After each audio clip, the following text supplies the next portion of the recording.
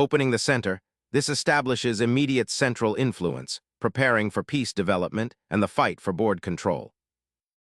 Developing the knight to f6 is a classical response, immediately contesting the center and preparing for pawn advances, hinting at a symmetrical pawn structure.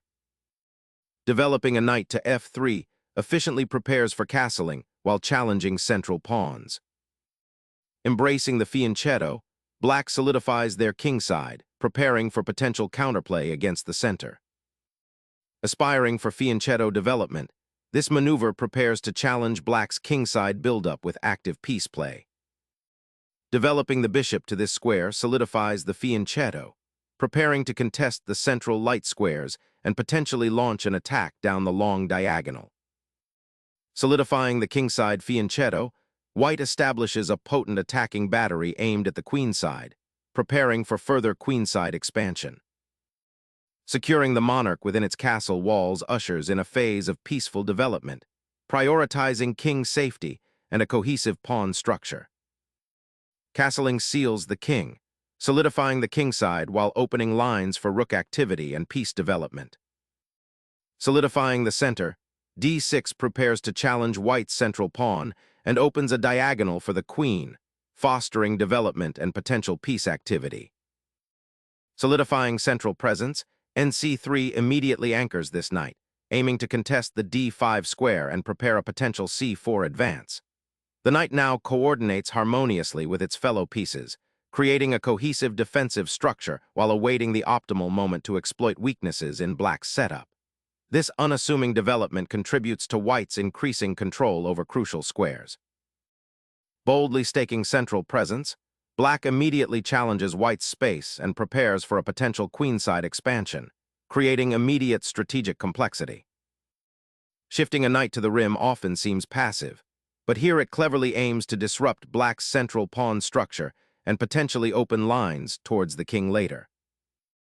Solidifying the central pawn structure, black reinforces the d5 outpost and prepares for future queenside expansion with the b5 pawn push, subtly anchoring the knight on e5 for now.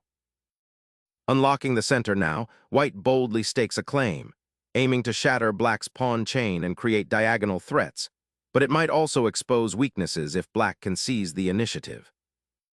Developing the bishop to e6 subtly reinforces the d5 pawn's central presence, creating a harmonious pawn chain and preparing to contest the crucial e4 square, while also offering a subtle retreat option should pressure mount on the kingside.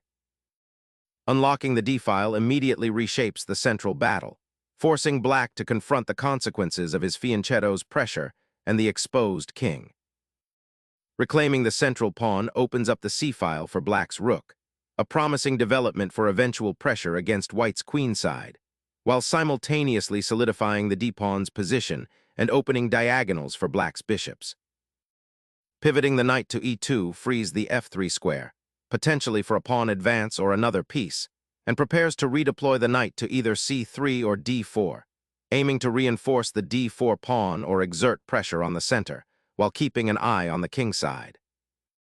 Reasserting central pressure, this knight aims to liberate the queen's bishop and contest the d4 square, creating dynamic imbalances. Nabbing that central outpost on f4 not only bolsters white's knight, but also sets the stage for an impending pawn push to e5, aiming to cramp black's queenside and restrict the bishop on g7. This move subtly rearranges white's pieces, preparing for a potential kingside attack or simply improving central influence. Unleashing the bishop to the queenside, this repositioning aims to activate a piece previously hemmed in by its own pawns, eyeing the d3 square and potentially disrupting white's knight outpost on e5. A subtle but effective piece of maneuvering, this bishop shift not only bolsters black's queenside presence, but also prepares for a potential knight transfer to e6 or even c5, aiming to challenge white's central control. This knight sacrifice on e5 was a bold decision, and now black's bishop sortie to f5 is a direct consequence, seeking to exploit the temporary vacuum and pressure white's kingside defenses. By developing the bishop to this active diagonal, black is actively seeking counterplay and challenging white's seemingly solid central pawn structure, hinting at a more dynamic middle game engagement. This developing maneuver is a prime example of a flexible piece deployment, allowing black to react to white's central push and keeping options open for future pawn breaks or piece exchanges.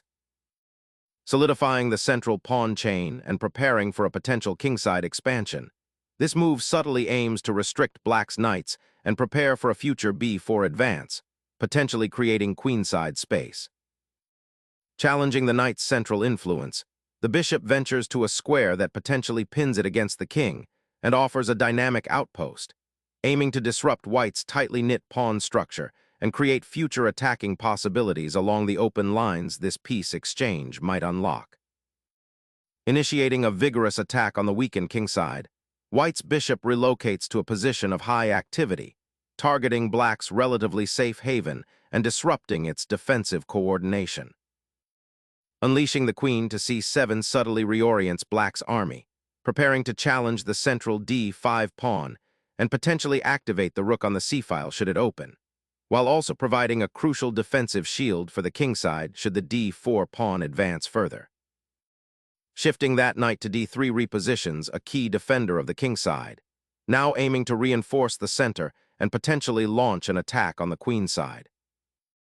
Exchanging the bishop on d3 voluntarily releases the central pawn tension and concedes the bishop pair advantage, aiming to simplify the position and potentially disrupt white's coordination. This recapture solidifies white's central pawn presence and prepares to bring the rook into play along the d-file. Securing the central pawn structure with this seemingly modest advance solidifies black's kingside pawn chain and prepares for a potential kingside expansion later, while simultaneously reinforcing the e5 square, which white's knight has recently occupied. Asserting control over the central dark squares gains immediate significance, reinforcing white's piece activity and restricting black's bishop on g7. Shifting the queen from the central activity to the corner signals a desire to consolidate, perhaps preparing for a strategic repositioning or seeking safety from immediate tactical threats. Unlocking the central files, the rook's repositioning aims to challenge black's pawn chain and prepare for potential breakthroughs, adding pressure on the e-file. Unburdening the king from the cramped d8 square allows the rook to breathe and potentially eye the open e-file, creating a more dynamic defensive setup.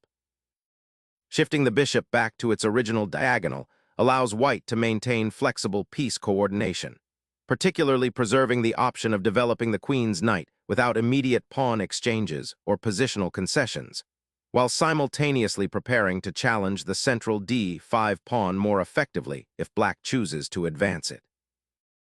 The knight's journey to d7, while seemingly defensive, subtly prepares a pawn push on c5, aiming to seize central space and disrupt white's knight on e5. Probing the kingside structure with this pawn thrust initiates a battle for initiative, potentially creating weaknesses around black's king, even though it appears well defended for now. Creating a firm pawn wall along the kingside is a bold statement, aiming to freeze white's attacking potential and establish a secure fortress, even if it concedes a touch of kingside space. Unlocking the b2 g7 diagonal now becomes a distinct possibility, aiming to exert pressure along that long-range path towards black's castled king. A bold thrust to gain queenside space, this pawn sacrifice on b5 ignites the queenside battleground, challenging white's piece placement and potentially opening critical lines for black's rook and bishop. Sensing black's intended queenside expansion with b5, white preemptively shores up the queenside pawn structure, aiming to prevent a significant territorial gain for the opponent. This subtle yet important maneuver seeks to limit black's options and maintain a solid foundation for future operations, particularly the potential for a kingside attack that has been brewing for a while. Black aims to expand on the queenside, seizing the initiative and challenging white's control of the queenside flank. The pawn thrust to a5, while appearing aggressive, subtly prepares to contest the file and potentially create new attacking avenues, forcing white to consider their own queenside weaknesses. This move initiates a positional struggle for space, where black attempts to outmaneuver white on the flank and disrupt their harmonious piece development. By advancing the pawn, black signals a clear intention to create imbalances, forcing white to react and potentially commit their own pieces to defensive positions. This is a bold attempt to gain queenside space, hinting at a desire to open lines for their pieces and create counterplay against white's somewhat passive setup. Black's strategy here involves exploiting the potential for queenside expansion, aiming to outflank white's central structure and create dynamic tension across the board. The queen's rerouting here to e2 suggests a long-term ambition to support a pawn push on the kingside, perhaps aiming for g4, g5 to disrupt black's pawn structure and create attacking chances. Unlocking the c-file is a priority, and this placement of the rook directly confronts white's queenside development and prepares for potential breakthroughs. The bishop now occupies a crucial diagonal, eyeing black's queenside structures and potentially disrupting their pawn chain's integrity, while simultaneously reinforcing white's central presence and preparing for further maneuvering.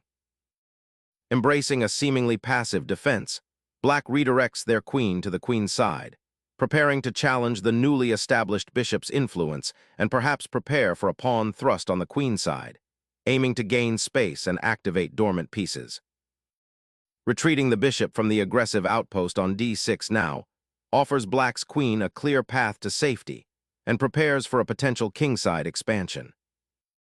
Trading off that influential knight on e5 unravels a bit of positional tension, potentially opening lines for your queen and rooks, though it does hand white a slight initiative in central space, with the bishop now directly eyeing the d6 pawn. Reclaiming the central outpost with the knight, white aims to disrupt black's potentially suffocating queenside pawn mass and inject dynamism into the otherwise somewhat static position. Recapturing the knight opens crucial diagonals and clears the path for the queen to become more active on the queenside. Opening the d-file now grants white a crucial central highway for their rook, aiming to exploit black's somewhat passive pawn structure and potentially create queenside weaknesses with the advancing a pawn. Suddenly, a dynamic pawn thrust rips open the queenside, aiming to shatter white's positional solidity and gain a crucial foothold for black's forces. Opening the file offers a potential pathway for the rooks, but it also exposes the d5 pawn to more immediate pressure. Opening the queenside file decisively creates immediate tactical possibilities and offers a path to activating the rook, potentially exploiting the open a file for counterplay against white's slightly exposed king.